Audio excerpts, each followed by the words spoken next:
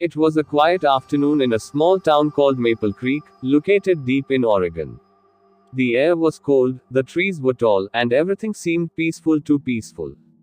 A 17-year-old girl named Emily Carter had just moved into a new house with her mom, Sarah Carter. The house was old, built in the 1950s, and had been empty for many years. But it was cheap, and they needed a fresh start after Emily's father passed away. The first day in the house went normal. Boxes were unpacked, furniture was arranged, and Emily chose her bedroom and attic room with wooden floors and a single window facing the forest. While cleaning the attic closet, Emily found an old box. Inside it was a doll. It had red curly hair, pale skin, and glassy blue eyes. The doll wore a faded blue dress and black shoes. A tiny paper tag was tied around its wrist. It said in small letters, "Her name is Clara. Don't leave her alone." Emily laughed nervously. "Creepy," she whispered, tossing the doll on her shelf and forgetting about it. But that night, something strange happened. When Emily woke up at 2:30 a.m. to get water, she noticed the doll was no longer on the shelf. It was sitting on her study chair, facing her, hands folded neatly on its lap. Emily froze. "Did I move it?" she thought. She shook her head, took the doll, placed it back on the shelf, and went back to sleep.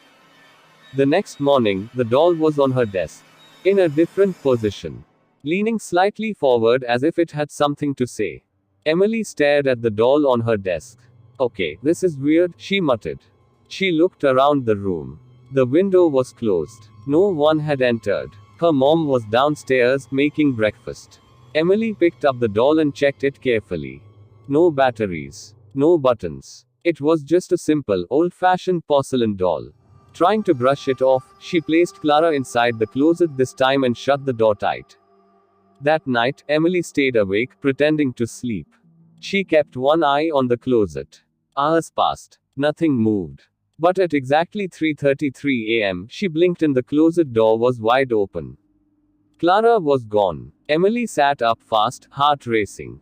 She turned slowly. There, on the floor beside her bed, was the doll. Sitting. Smiling. Closer than before. Emily screamed. Her mom ran upstairs. "What happened? Are you okay?" Emily pointed to the doll. She moved on her own. Sarah looked confused. "Emily, it's just a doll. You probably moved it and forgot." "No, I swear I didn't." But her mom had already walked out. Emily didn't sleep the rest of the night. The next day, Emily researched the house's history at the local library. What she found chilled her to the bone. A girl named Rebecca Thompson, who lived in the house in 1972, had died under strange circumstances. She was 9 years old and always seen carrying a red-haired doll named Clara. Her last journal entry read, "Clara doesn't like being watched. She moves when you're not looking. She told me things I can't repeat. Mommy says I'm lying. But Clara said she'll make them believe." Emily slammed the book shut, her hands shaking. She looked over her shoulder. Was that whispering? No one was there. But in her backpack, somehow, the doll had returned. Emily ran home with the doll in her backpack. She threw it on the floor of her room and yelled, "Leave me alone." But the doll just sat there, silent, with its glassy blue eyes staring at her. That night, Emily made a plan. She placed her phone on a shelf, facing the doll, and pressed record before going to sleep. "Let's see if you really move," she whispered. She woke up again at 3:33 a.m. Her phone was on the floor. The screen was cracked. And the doll was sitting on her pillow right next to her face. Emily screamed and jumped out of bed. Tears filled her eyes. "Why are you doing this?" That's when she saw it. Words had been written on her mirror in red lipstick. "You broke the rule. Don't watch me." Emily's hands trembled. She ran to her mom's room. But her mom wasn't there. The bed was made. The lights were off. No sign of her. Emily searched the whole house. The kitchen was dark. The back door was open. And then she saw something outside, lying on the ground. Her mom's phone. With one picture on the screen. A photo of her mom sleeping. And standing behind her was the doll. Emily grabbed the doll, ran into the woods behind her house, and threw it into the river. She watched it sink under the water. I'm done with you, she said. But when she turned around to walk back, the doll was sitting on the trail, soaking wet, smiling wider than ever. Emily ran back home, locking every door and window. She picked up the house phone to call 911. But the line was dead. No dial tone. She tried calling from her mobile. No signal. She felt trapped, alone. Her mom was missing. The doll kept coming back. And now no way to call for help. Emily sat on the floor, hugging her knees. That's when she saw something on the TV. It turned on by itself. The screen showed old news clips. One after another. Girl disappears. Last seen with a red-haired doll. Family vanished. Doll found on the porch. House sold again after strange activity reported. Every face looked scared. Every family had one thing in common. Clara. Emily finally understood. The doll wasn't just haunted. She was hunting. And her mom was the next victim. Suddenly, the TV switched off. The room became cold. Footsteps echoed in the hallway.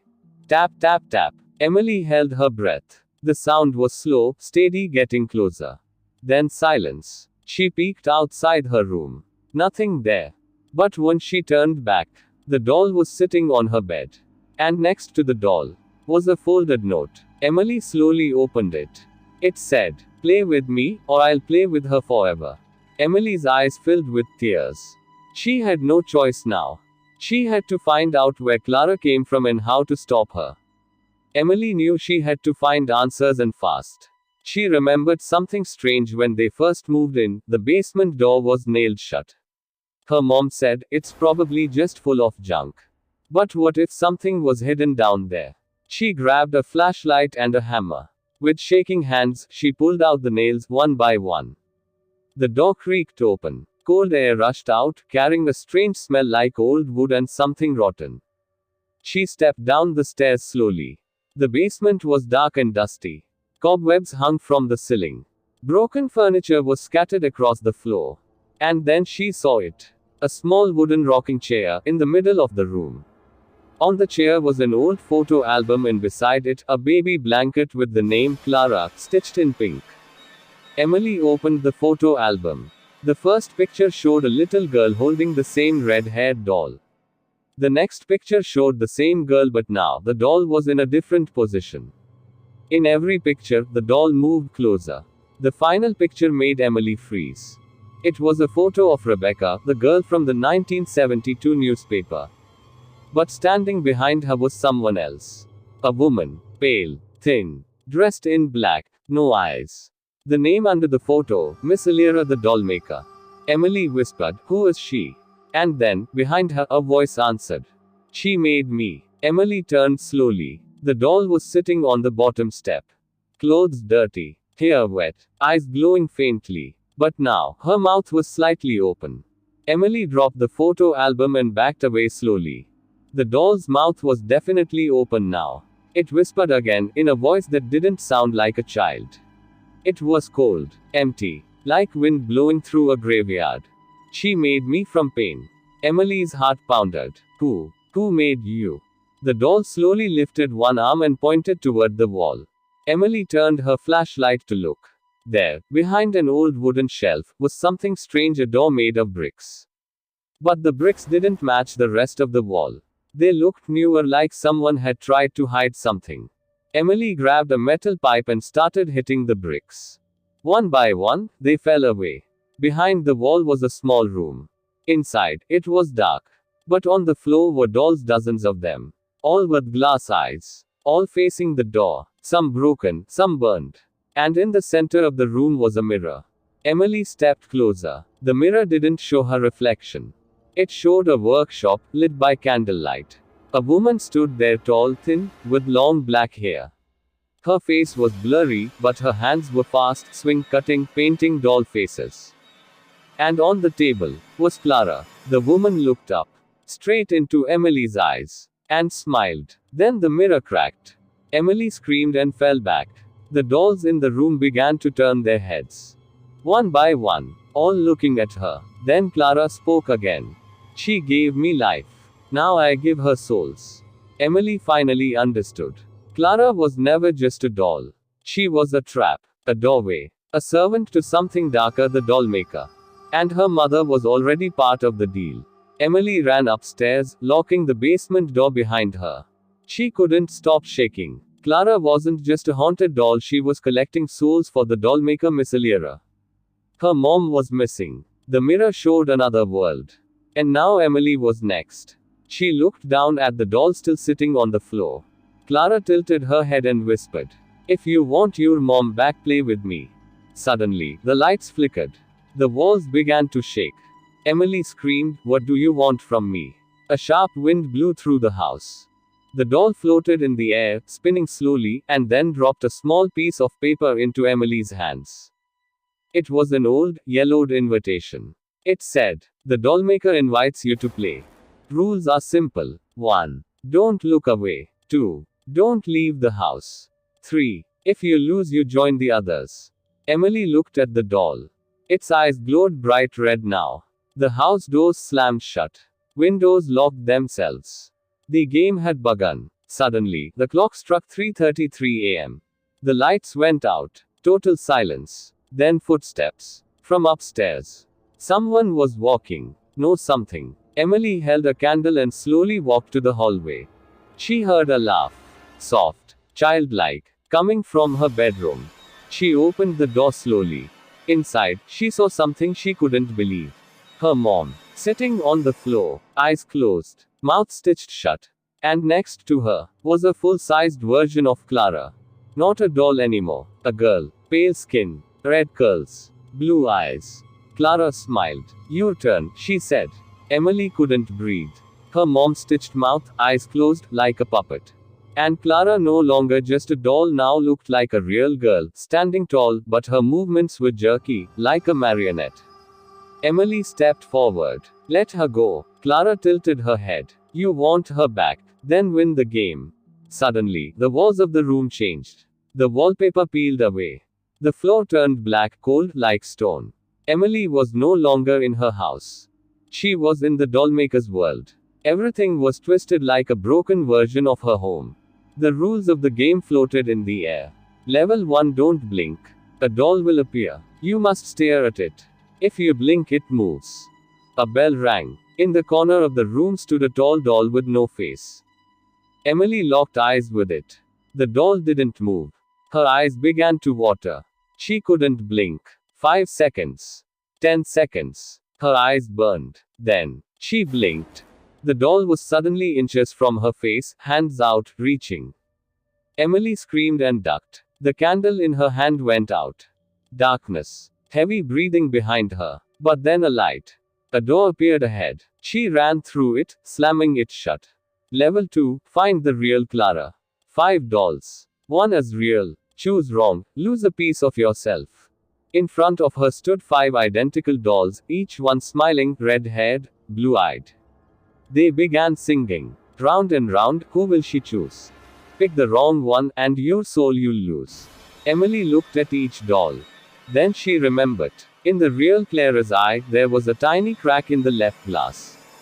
She chose the second doll. Nothing happened. The dolls stopped singing. Then the others vanished. Emily had passed. But her mom was still not free. Clara's voice echoed again. Final level. Come find me. The floor cracked. Emily fell down, down into darkness. She landed in a dusty, candle-lit room. In the center stood a tall figure swinging something with black thread. The dollmaker, Miss Alira. She turned around slowly. No eyes. No mouth. Only a stitched face. And in her arms, a doll with Emily's face. Emily stared in horror. The dollmaker held a doll that looked exactly like her, same clothes, same face, same scar on her hand. Miss Alira tilted her head, holding the doll by the neck. Then she spoke, but not with a mouth. The voice came from everywhere in the room. Deep, echoing, hollow.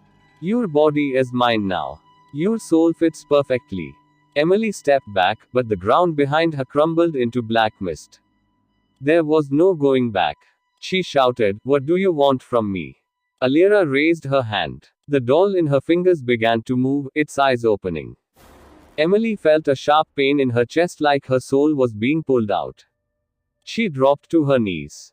But then she remembered the invitation. Don't look away. Don't leave the house. If you lose, you join the others. She hadn't lost yet. She looked around quickly. In the corner, on a shelf, was the original Clara doll, the first one. Emily stood, wobbling, and ran to the doll. She grabbed it and shouted, "You want me? Then take her back first." She threw Clara's doll body into the fire burning in the corner of the room. Clara screamed. Not the doll, the real girl, still standing somewhere behind her. The flames burst up. Clara's face began to melt. The doll screamed louder. Miss Alira roared, her stitched mouth splitting open as if torn by invisible hands. The walls shook. Dolls fell off shelves. Then the room began to collapse, bricks falling, wood breaking, fire spreading. Emily held her hands over her head and shouted, "Give me my mom back." A blinding white light flashed. And suddenly, everything stopped. Emily was back in her room. Morning sunlight poured through the window. Birds chirped outside. She sat up on her bed, breathing fast. Had it all been a nightmare? Then a voice. "Emily." She turned. Her mom was standing at the door, alive, normal. No stitches. No blank eyes. Emily ran to her and hugged her tight, crying. Her mom whispered, "What's wrong, sweetie?" Emily didn't know what to say. Just that it was finally over. Or so she thought.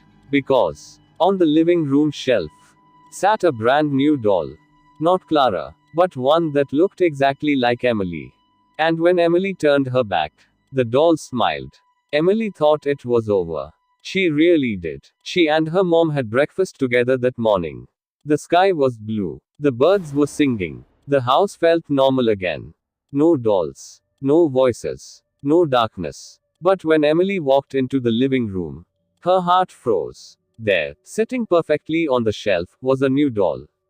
This one had brown hair, tied in a ponytail, wearing jeans and a purple hoodie. Exactly what Emily had worn last night. She moved closer, staring at the doll's face. Same freckles. Same green eyes. Even the tiny scar on the chin she got when she fell off her bike as a kid. It was her. It was Emily. She picked it up slowly. The doll's head tilted just slightly. Emily blinked. Now the doll's arms were in a different position. "Mom," Emily called out, voice shaking. Her mom came in, wiping her hands. "What is it?" Emily showed her the doll. Her mom smiled. "That's cute. Did you make it?" Emily stared at her. Her mom didn't remember anything. Not the basement. Not Clara. Not the doll maker. It was like her memory had been wiped clean. Emily didn't reply. She placed the doll on the table and went back to her room. She opened her laptop and searched again. Miss Alira, the doll maker. Nothing. No articles. No photos. No records. It was like Alira had never existed. Suddenly, a message popped up on her screen. From an unknown sender. Subject, "Year past." Message, "But the game never really ends." Attached a photo of Emily sleeping from last night. Emily slammed the laptop shut. She looked at her closet mirror. For a second, she saw a reflection that wasn't hers.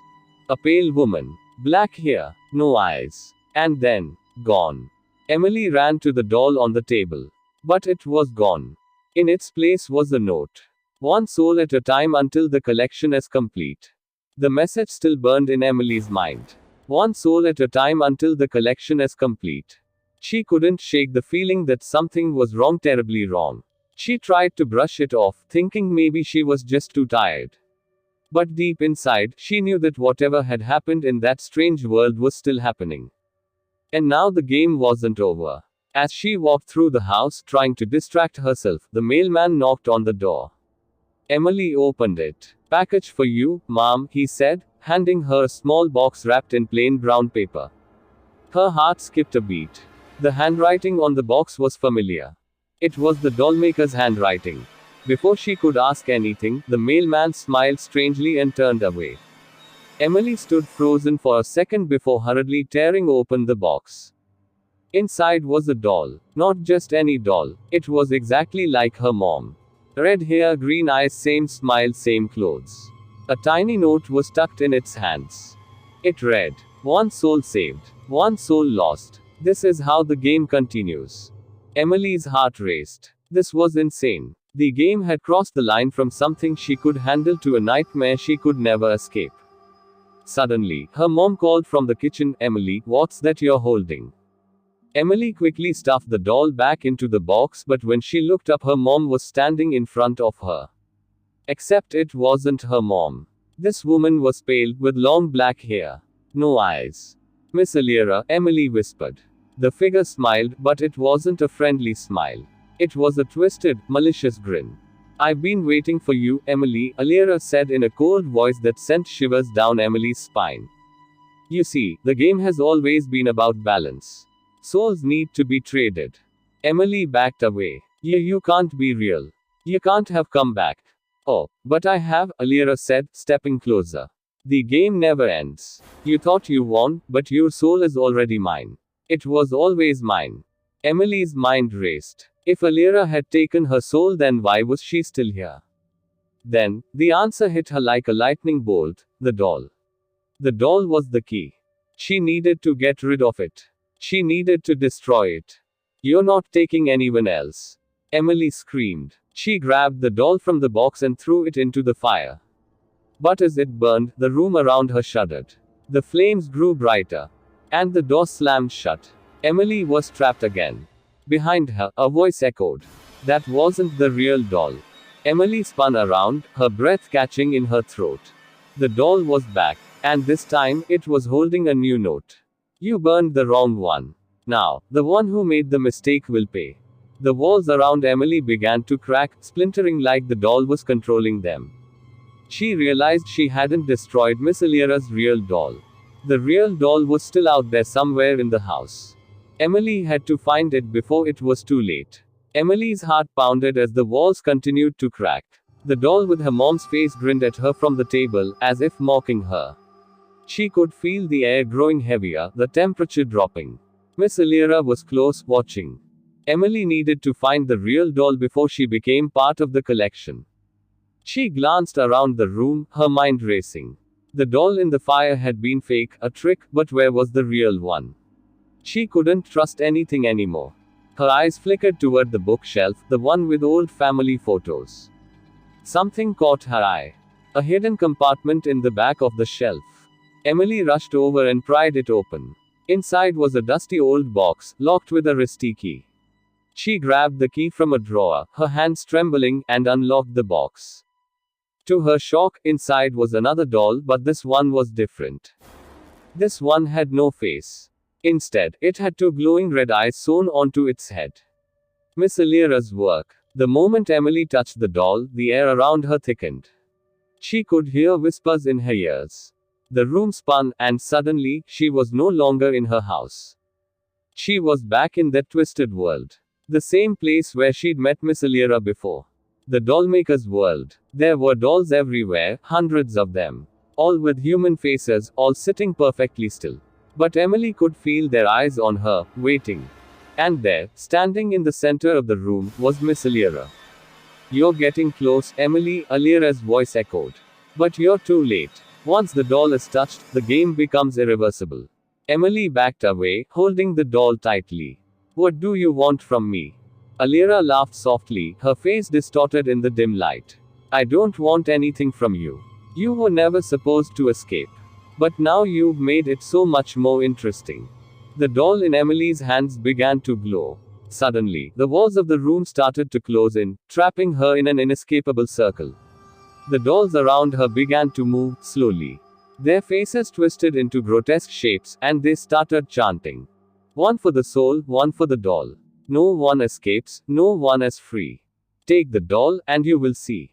Emily felt a cold hand on her shoulder. She spun around. Her mom. But this was not the same loving face she had known.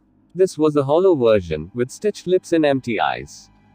"Emily, it's time to join me." Emily's stomach dropped. It wasn't her mom at all. It was another doll, another soul trapped forever in Miss Alira's game. "No," Emily screamed. "You're not my mom." The doll reached out, its cold hands grabbing Emily's wrist. The grip tightened. Her breath caught in her throat. The dolls all started moving faster, surrounding her, closing in. She couldn't breathe. She couldn't escape. I told you, Miss Alira's voice echoed in the distance, the game never ends. Once you touch the doll, you're bound forever. But then something strange happened. The doll in Emily's hands glowed brighter. She held it up high, her hands trembling. A sudden burst of light exploded from it, scattering the dolls and sending them flying back. In that instant, the walls stopped closing. The room began to shake violently. The dolls screamed, their voices mixing with Miss Alira's distorted laughter. Emily knew she had only moments before everything collapsed again. She ran. Through the twisting corridors, down long, endless hallways, she could hear the voices of the dolls chasing her. She couldn't stop. She couldn't let herself be caught again. The world around her blacked out. Her legs gave way, and she collapsed to the ground. When she opened her eyes, she was back in her house. The doll was gone. The air was still. The house was silent. But the feeling that something was wrong still hung in the air. Emily looked at her phone. A new message. From an unknown number. The game is still on. And there, in the message, was a photo of her mom holding the doll, smiling. Emily felt her breath catch in her throat as she stared at the message on her phone. The game is still on. The picture showed her mom, smiling in the living room, holding the doll with her face, her eyes glowing faintly in the dim light. She had just seen her mom in the kitchen moments ago, perfectly fine. And now this. It didn't make sense. Was this another trick? Or was something far darker at work? Before Emily could even think, the doorbell rang. The sharp, sudden sound made her jump. Her heart raced as she moved toward the door, slowly opening it. There was no one there, just a small, sealed envelope on the doorstep. With trembling hands, she picked it up and opened it. Inside, there was a note, the handwriting strangely familiar. The clock is ticking, Emily. Time to make your choice. Don't let it slip away this time. Beneath the note was another photograph, this time of the doll, placed in the center of her house. It was placed on her mom's favorite armchair in the living room. The eyes on the doll stared back at Emily from the photo, like they were watching her, waiting for her next move. The moment she touched the photo, she felt the cold presence of Miss Alira behind her, whispering, "One more step, and you'll never return." Emily spun around.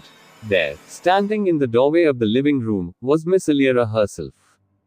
Her eyes were voids of darkness, her smile twisted and wide. "The time has come, Emily," Miss Alira said, her voice smooth as honey yet thick with malice. "One more soul must be added to complete the game. You've reached the final level." Emily stumbled backward, but she didn't back down. The doll was still out there. She could feel it. It was near. "You won't win, Miss Alira," Emily shouted, gathering the last of her strength.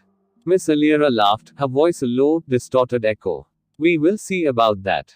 You've already made your choice. The moment you let the doll into your house, you sealed your fate."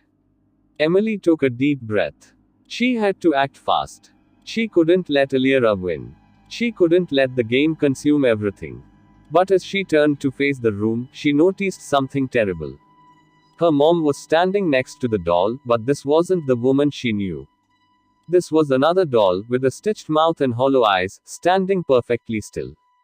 "Mom!" Emily screamed. The doll's head slowly turned toward her, a slow smile spreading across its face. In that moment, Emily realized the truth. It had all been a trap. The dolls weren't just creations. They were souls. Souls trapped and twisted by the dollmaker to build an army. Emily's mom had been taken, her body replaced by a doll, a vessel for Alira's power. She was running out of time. "You are my final piece," Miss Alira said, her voice now filling the room with a heavy presence. "But don't worry. You'll join your mother soon enough." Emily glanced around. The walls seemed to be closing in once again. She had no choice now. She grabbed the doll from the armchair and held it high above her head. It was the only way to end this. The doll's eyes glowed brighter. Emily's hands trembled. But she had to do it. She threw it into the fire. The flames blazed up. The room filled with smoke, and screams echoed in the air. Miss Alira howled, the sound deafening, as the dolls around Emily began to disintegrate. The house shook violently, the walls cracking. Emily clutched her head in agony, but she held her ground. She couldn't back down now. Then, as quickly as it had all started, everything stopped. The fire died down, and the room was silent again. Emily opened her eyes. The dolls were gone. The house was still. But her mom was standing there. Alive. Normal. She was holding Emily's hand, smiling gently. "It's over, Emily. You did it." Emily blinked. She didn't know whether to cry or scream, but one thing was certain, the nightmare had ended. Or had it? Emily could feel the weight of the doll in her hands, but she couldn't bring herself to drop it. The room was dim, but the doll's glowing red eyes kept drawing her attention.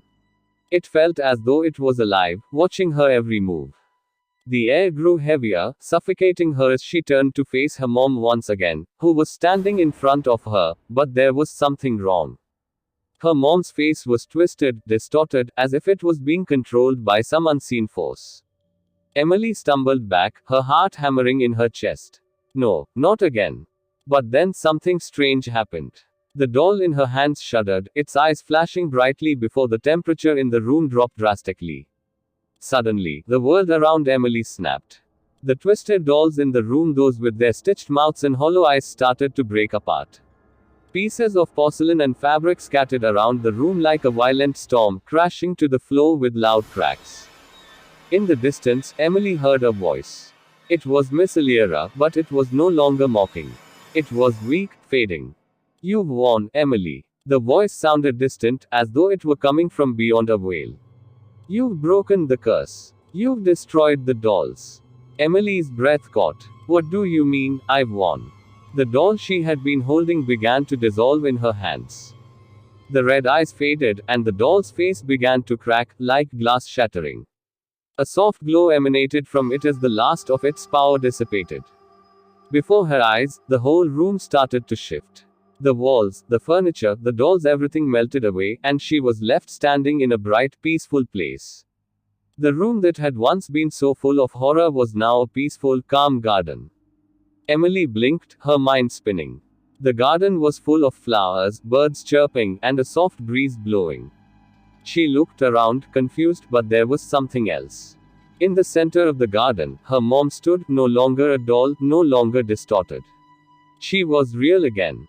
Emily's heart swelled with relief, but she had to ask, "What happened? What's going on?" Her mom smiled gently, her eyes warm. "You broke the curse, Emily. You didn't just destroy the dolls. You freed the souls trapped inside them. The dolls were not just toys, they were souls bound by Miss Alira's dark magic. But your bravery, your strength, allowed those souls to be freed." Emily felt her legs go weak as she collapsed to her knees, overwhelmed. Her mom knelt down beside her, wrapping her in a warm embrace. "It's over now, Emily. You did it. You saved us all." And just like that, the world around them transformed once again. They were back in their home, but it was different. Peaceful. The dolls that once haunted her house were gone. The strange feeling that had lingered for so long was gone. Her house was finally free. As Emily stood, her heart still racing from the terror she'd endured, she realized something: she had conquered the unimaginable. She had faced the darkest fear anyone could ever experience and had overcome it. Her mother stood beside her, smiling. The house was silent, but it was a comfortable silence, the kind that only comes after a storm. Emily smiled back, wiping away a tear. She had won. Against the terror. Against the dolls. And against the dollmaker herself. The game was over. And this time Emily had come out victorious.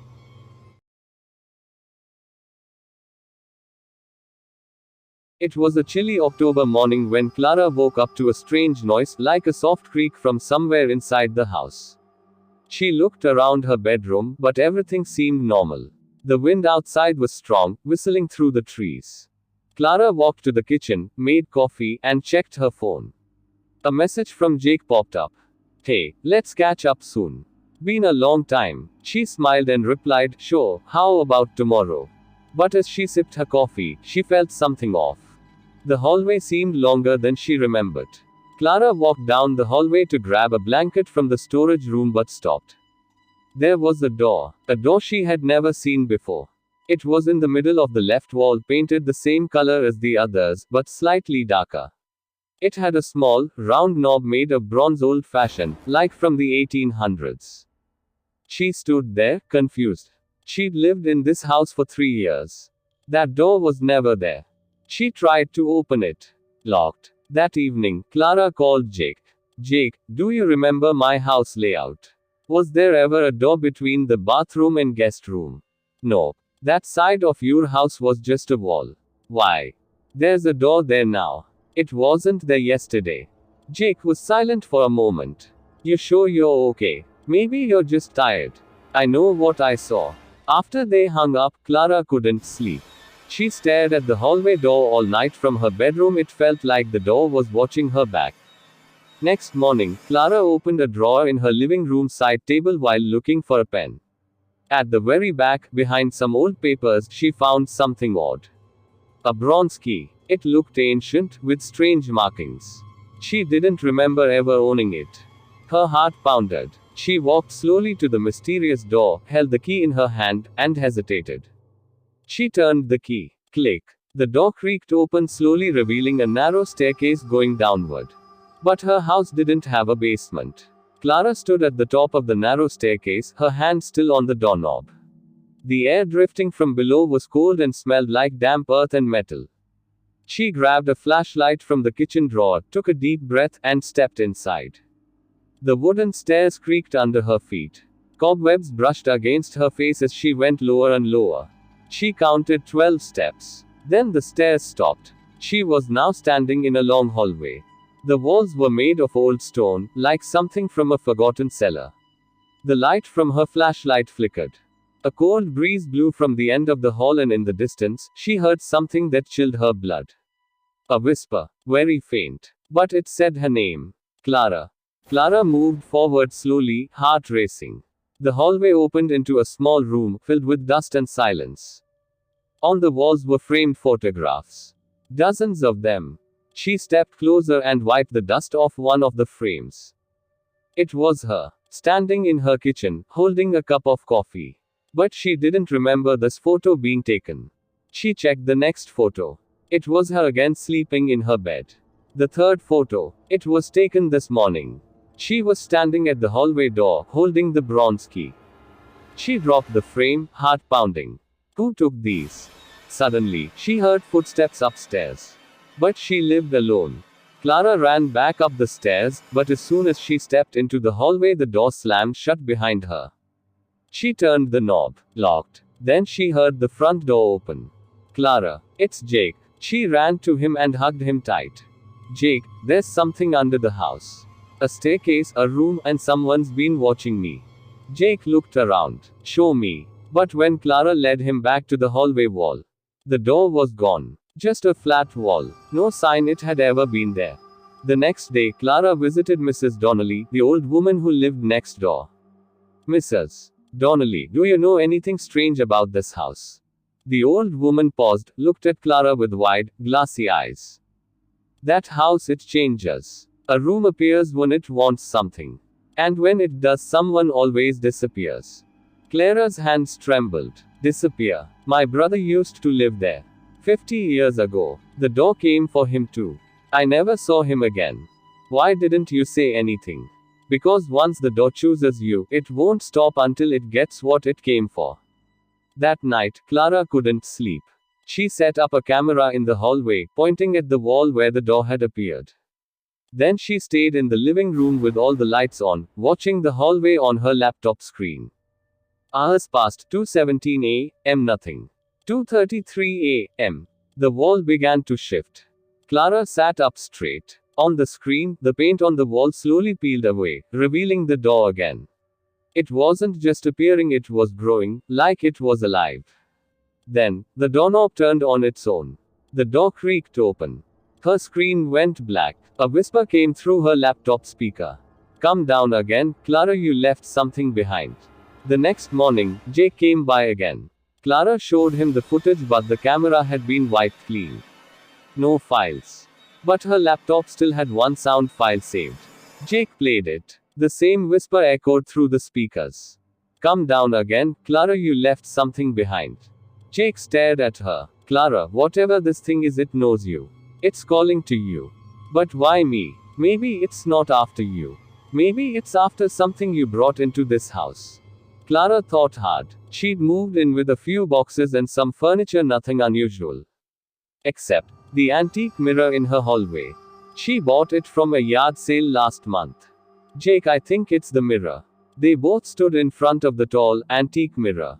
Its glass was slightly warped, the wooden frame carved with strange patterns Clara had never paid attention to before. Jake pointed. What's that? In the reflection, they could both clearly see the hallway door behind them. But when they turned around, no door. Just the wall. Clara slowly raised her hand and touched the glass. Her fingers sank through it like water. Jake grabbed her arm and pulled her back. No. Whatever's behind that mirror, it's connected to the door. Clara whispered. And it wants me to come back. Clara and Jake stood frozen.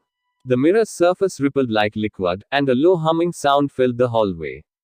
The air around them turned ice cold. Clara took a shaky breath. Jake, I need to see what's behind it. It started with me. I have to finish it. Jake clenched his jaw. Then I'm going with you. They held hands and stepped forward. The mirror swallowed them like a fog. For a moment, everything went black. Then they were back in the stone hallway, the same one beneath the mysterious door. But this time, the walls pulsed faintly, like they were breathing. Suddenly, a dim light flickered at the end of the hall and a voice whispered again. You shouldn't have come back, Clara.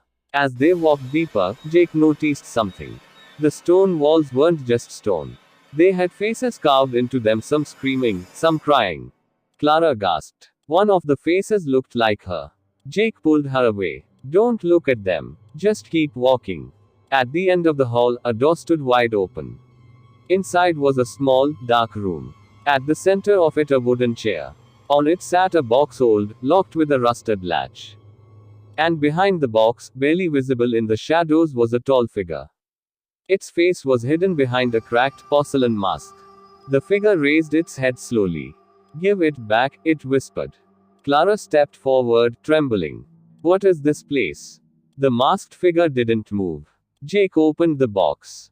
Inside were old belongings, an envelope with Clara's childhood photo, a burnt teddy bear, a keychain with her old school name. These are my things. From when I was 10. I don't even remember losing them, the figure stood. You weren't supposed to leave, it said. You belonged here. You were chosen. Chosen for what? Clara cried. The figure raised its hand. To remember. Suddenly, the stone room began to collapse. The walls cracked. The faces screamed. Jake grabbed Clara's hand. We have to get out. Now. They ran back toward the mirror portal, but it was fading fast. Clara and Jake sprinted through the crumbling hallway. The stone floor cracked beneath their feet, and dust filled the air. The faces on the wall were now screaming louder and louder, some even reaching out with stone arms, trying to grab them. Clara looked ahead. The mirror flickering, like a dying flame, was still there. Hurry, Jake shouted. Just as they leaped forward, a loud roar echoed behind them. The masked figure was chasing them, moving unnaturally fast, gliding just above the ground. They dove into the mirror and landed hard on Clara's wooden hallway floor. The mirror behind them shattered into dust. They lay there, gasping, coughing, and when they looked around, the hallway was back to normal. The door was gone. The wall was smooth. No sound. No voices. Jake stood up first, helping Clara to her feet. Is it over? He asked. Clara nodded slowly, looking at the now empty wall. But then she noticed it. The hallway was shorter. She walked from one end to the other. Counted the steps. It was always 18. Now it was 17. And then she saw her reflection in the glass of a photo frame. It blinked. But Clara hadn't. She froze. Jake looked at her. Clara, what is it? She pointed to the frame. My reflection, it just blinked. I didn't. Jake frowned and stepped closer. The reflection was still there, Clara's face. But her eyes were different, darker. Empty. A small smile curled up on her reflection's lips. Suddenly, all the mirrors in the house began to fog up. Jake ran to the bathroom. The mirror was fogged too, even though the room was cold. He wiped the glass. Behind his own reflection stood another version of Clara, watching him with a crooked neck and a bleeding smile. Jake stumbled back from the bathroom mirror, heart pounding. Clara, there's something in here, it looks like you, but it's not you. Clara rushed to the door. Inside, the mirror had returned to normal. Jake, there's nothing. Suddenly, Jake froze. His eyes locked onto something behind Clara. Don't move. Clara turned slowly. Standing at the end of the hallway was another version of her. Same face. Same clothes. But this Clara had jet black eyes and a long, jagged smile carved into her face. Jake, Clara whispered, backing away. The other Clara tilted her head and mimicked her every movement, like a living reflection without the glass. Then she whispered in a voice like cracking glass. You left me behind. Now I'm real. Jake and Clara locked themselves in the kitchen, breathing hard. What is she? Jake asked. Clara stared at the kitchen mirror. Fog slowly crept across it again. She's me, but from that place. I think when I escaped, something followed. Maybe there are rules. Jake opened a notebook and wrote quickly, never trust your reflection. The door appears when you're alone, the other side remembers everything. Never go down twice. If you leave something behind, it comes back. Clara underlined the last one. The box. My childhood things. I didn't take them. I left them there. So now that thing thinks it belongs here. That night, the house refused to sleep. Every mirror fogged on its own. Every shadow stretched too long. At 3:33 a.m., Clara heard her name whispered from every room. Clara, Clara, you're not done yet. The wall where the door once appeared began to crack, just a thin line, like a vein in the paint. Jake stood with a hammer in hand, shaking. What if we destroy every mirror? Clara nodded. They smashed the bathroom mirror, the hallway mirror, the one in the kitchen. But the more they broke, the more the wall cracked open. A hand pushed out. Pale, thin, with black claws. And from deep inside the wall came the voice. You can't leave your past in the dark, it always finds a way out. Clara screamed as the hand pushed further through the crack in the wall. Its arm was too long, unhumanly long, covered in black veins and dripping something thick and dark. Jake swung the hammer, slamming it down on the wall. The hand pulled back with a shriek that sounded like metal tearing. Then silence. But the crack stayed, growing slowly. Clara backed away. It's trying to break through. It's not just a door anymore. It's becoming part of the house. Jake looked at her. We need help. Someone who knows this kind of thing. Clara hesitated. There's one person. The next morning, they drove 2 towns over to visit Mara Elwood, a psychic who used to help missing persons cases until she quit suddenly and vanished from the public. Mara lived in an old cottage, surrounded by dead trees.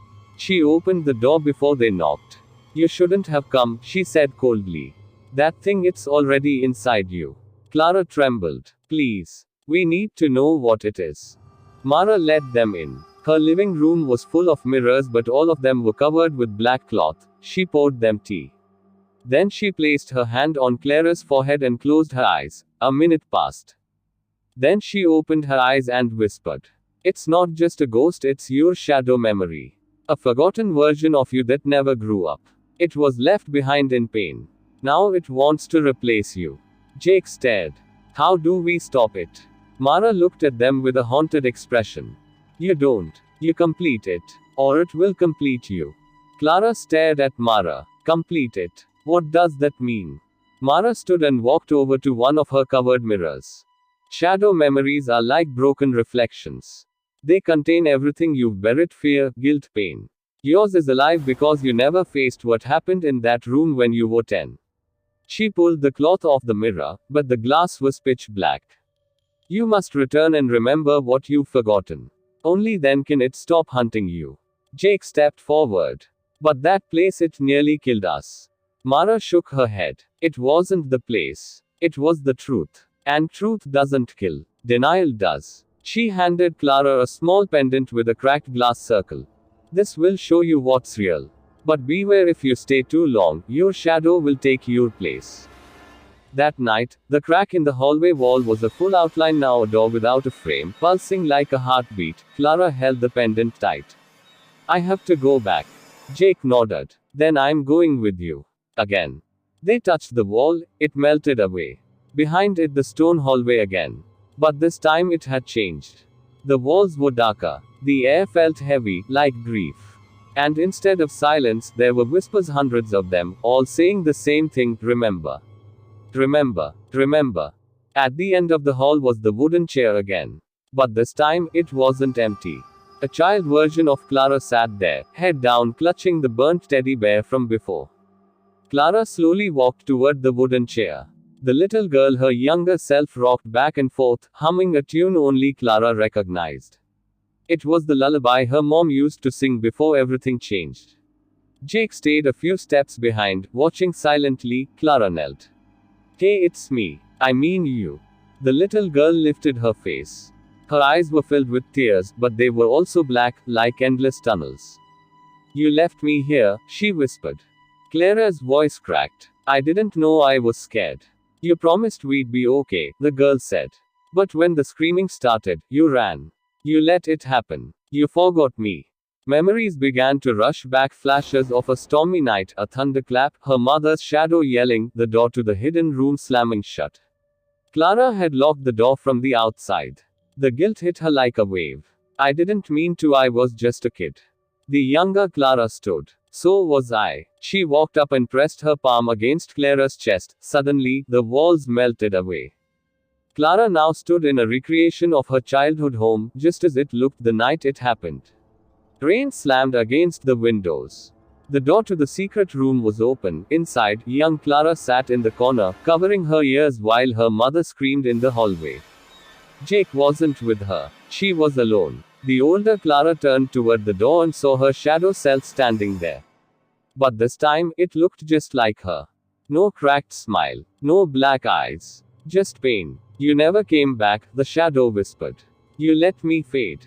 Clara took a deep breath, stepped forward, and embraced her. I'm here now. I remember. I'm sorry. The room started to crack, but instead of falling apart, light spilled through the walls. The shadow smiled and faded into Clara, becoming part of her once again. Clara blinked. She was back in her own hallway, flat on the floor. Jake hovered over her, eyes wide with worry. Clara, you were gone for almost 5 minutes, you just collapsed. She sat up slowly, heart pounding. I saw her. The little me. I remembered everything. Jake helped her to her feet. The hallway wall was smooth again. No crack, no door, just silence. But this time, it didn't feel empty. It felt finished. That night, Clara stood in front of the largest mirror in the house. For the first time in days, her reflection matched perfectly. No delay. No strange smiles. Just her. She almost smiled. Then she turned off the lights and walked to her room. The mirror stayed for a moment longer, glowing faintly. And then, the reflection blinked again. Twice. Once for Clara. Once for something else. Clara froze. The mirror wasn't just reflecting her anymore. There was movement in the glass. Her reflection smiled. And not the gentle smile from earlier. It was wide, almost grotesque, like it had been waiting for this moment. Clara took a step back, heart racing.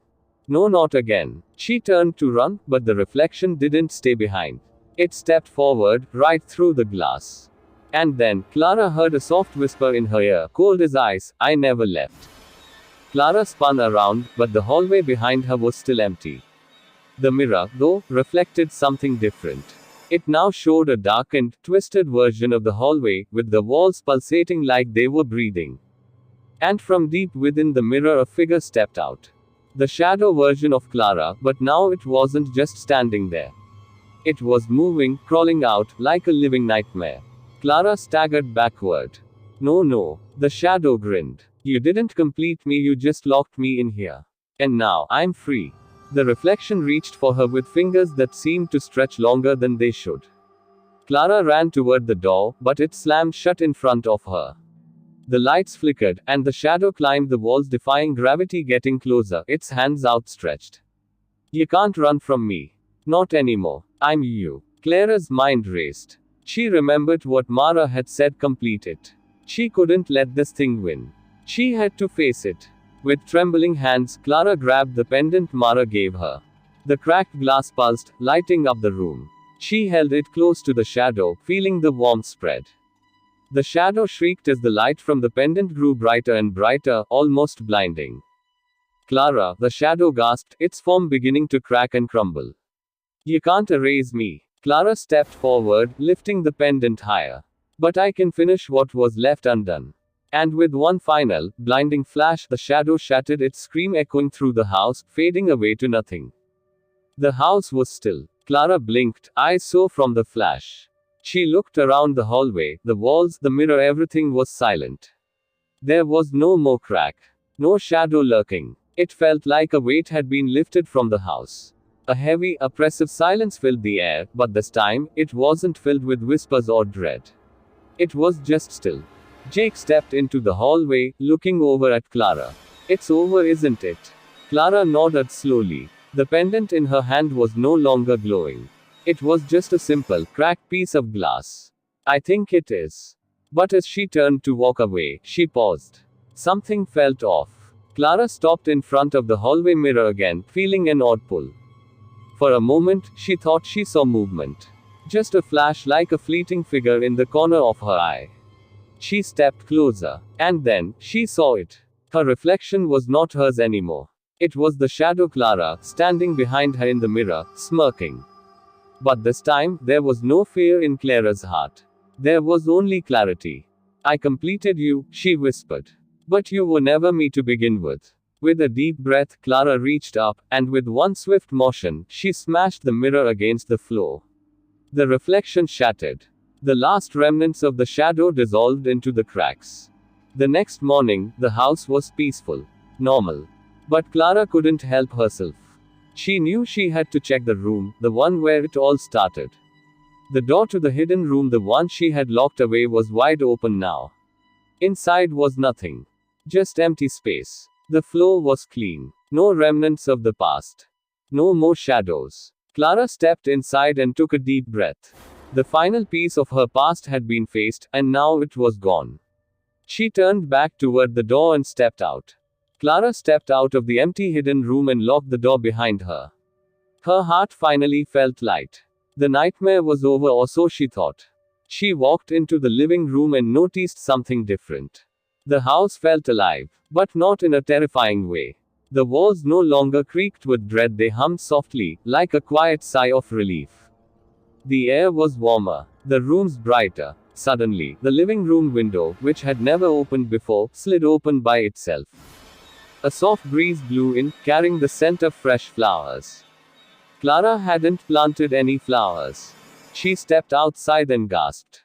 Behind her house, where there was nothing but an old fence before, now stood a vibrant garden. Birds chirped. Flowers bloomed in perfect rows. A small fountain bubbled in the center, and a wooden bench sat beside it. Clara had never seen this place before. She walked through the garden, her fingers brushing over the petals. The air was filled with the smell of lavender and lilac. And then she saw them. Silhouettes, dozens of them. Children, women, men. The souls that had been trapped in the hidden room for generations. But now, they looked peaceful. Smiling. Free. One woman stepped forward. It was Mara, the lady who had helped Clara earlier. You did it, Mara said with a warm smile. You set us all free. The room is sealed. The curse is broken. Clara's eyes welled with tears. For the first time in her life, she wasn't afraid of the house, she was proud of it.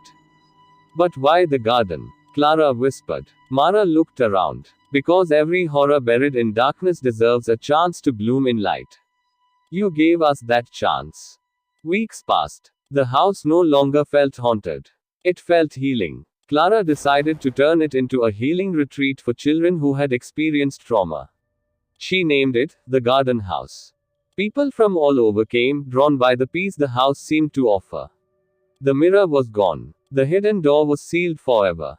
But the garden remained, growing larger every day, blooming with new colors no one had ever seen before. Sometimes, Clara would sit on the bench at night and swear she could hear faint whispers, not of fear, but of laughter, joy, and old souls finally at peace.